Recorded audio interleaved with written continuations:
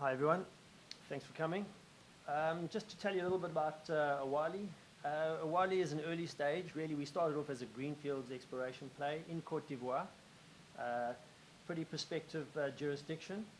And as I say, we are leveraged for multiple gold discoveries. Disclaimer. So we're operating on 3 district scale projects. Our main area of focus is the Bunduku project in the northeast. To the south of that, we've got the Abenguru project. Those are all 100% held. And then up in the northwest, we've got the Odieni project. Now, I do talk about district scale. Bunduku is 1,200 square kilometers of granted tenements. Abenguru is 800 square kilometers. And up in Odieni, we currently have 400 granted tenements. And around each of those, we've got strategic applications. So this is gold exploration, at its best. Why Côte d'Ivoire? 33% of known greenstone belts in West Africa and very much underexplored. And it accounts for a small percentage of production from a West African perspective and growing quite considerably. Just the company, quick snapshot, we have 36 odd million shares in issue. We've just done a small placement where we've raised just over 800,000. We're sitting with 1.2 million Canadian in the bank. Management own 20%. Sandstorm is one of our anchor shareholders at 12%. On the board, so these assets actually came out of Mariana Resources, which was sold to Sandstorm based on the fantastic Hot Martin discovery and deposit. And what we've done as previous management of Mariana, effectively spun out these assets. I took the West African assets, and my colleague Eric Roth, he took the Argentinian assets.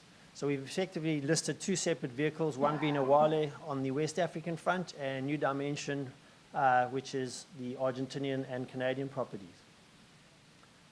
We do have on our technical board as well, we've got Eric Roth and Neil Adshead as well, ex-Sprott.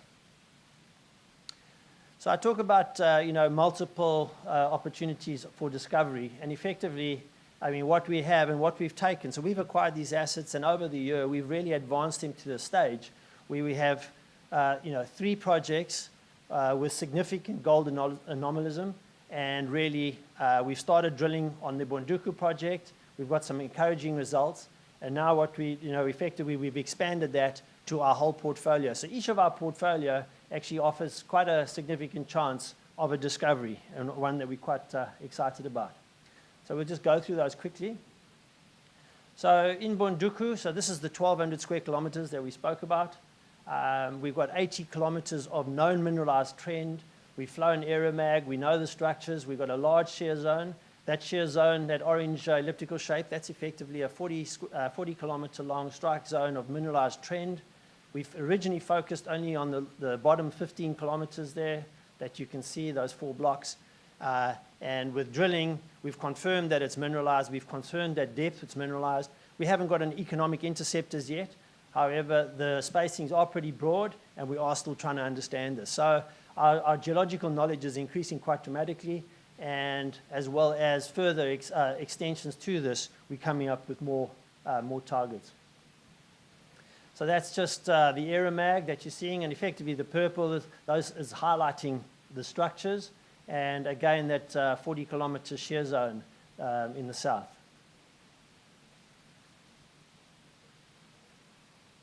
Some of these things aren't coming up, sorry. I think we've got a problem there, guys. Okay, well, we'll stick with that. So effectively on Bunduku, since our drilling, so we started drilling in the beginning of the year. We followed up drilling in May in that southern area, and there we actually, as I say, confirmed the deep-seated nature of that Awari shear zone, as well as mineralization across full 15 kilometers of strike. We then extended further. We extended the auger program along the balance of the 25 kilometers, which was untested to the north of that. And effectively, we have 40 kilometers of known mineralization with a further 4 anomalous areas coming out. and one that we'll be following up with tighter auger spacing. We're trying to get to defined drill targets at the end of the day.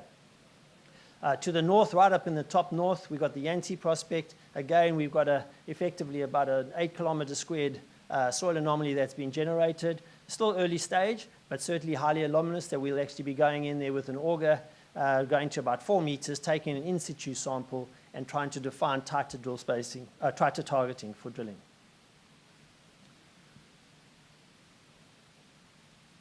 Sorry, this thing is not working quite as well as it should be. But anyway, okay, so we'll just carry on. Up in the north, that's in the northwest. I'm actually going to go back, sorry. This is there. So we're talking about Odieni, which is up in the northwest. Here we have, so we have got artisanal workings on the top two targets. That's the Wakaba and the Empire. So what we've done is we've actually done a soil program over the workings and extended that and come up with, again, 3 targets, 3 highly anomalous targets. These are actually drill ready. Up in the north, we have 5 anomalies running parallel, 700 meter anomalies running parallel. Further to the south, we've got effectively a 1.2 kilometer and a further 2 kilometer anomaly. So those are very close to drill ready, and which we'll probably be drilling in the new year. And then further to the south of the Bungluku project, and that's on 400 square kilometers there, we picked up a property from Golden Star, and they had done some previous soils work and then actually left in the times of strife in Cote d'Ivoire. They actually left these properties. We actually staked them, and we're sitting with a nice soil anomaly there, 10 kilometers in strike as well as a 6 kilometers squared.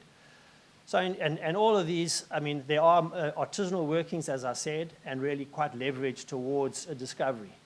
So the idea for us is to go this year, okay, we got 1.2 million in the bank. That will actually take us through tightening up those anomalies on an auger basis. So as I say, going down to 4 meters, trying to get an in situ anomaly, trying to see that can we narrow down those targets so that our drill bit will actually be a lot more efficient, and testing those in the new year. So the first 3 months from now is going to be tightening up drill spacing, drill targeting, and then actually moving to drilling in the new year. And that's effectively Awale in a nutshell. So highly leveraged to a gold discovery. Cote d'Ivoire, really good jurisdiction. Government is very pro. We've been granted a lot of licenses there because we've been extremely active.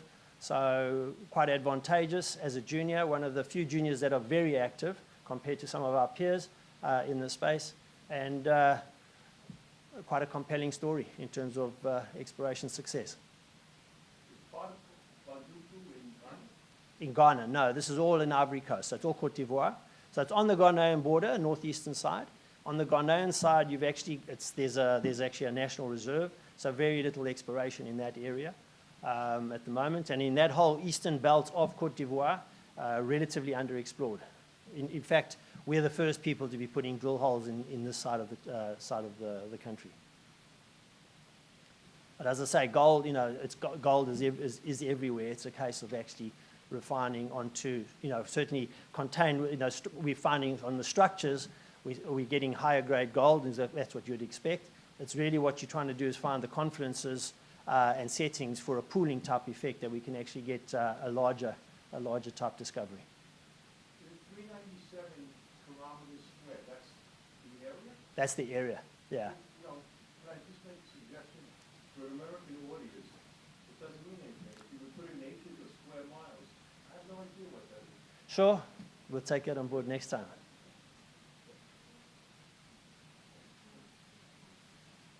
Yeah, divide by 1.6, yeah. We'll probably get a bit closer. Yeah, times, yeah. So sorry about that. So if there are any other further questions, happy to take them. Otherwise, that's Awale. Thank you.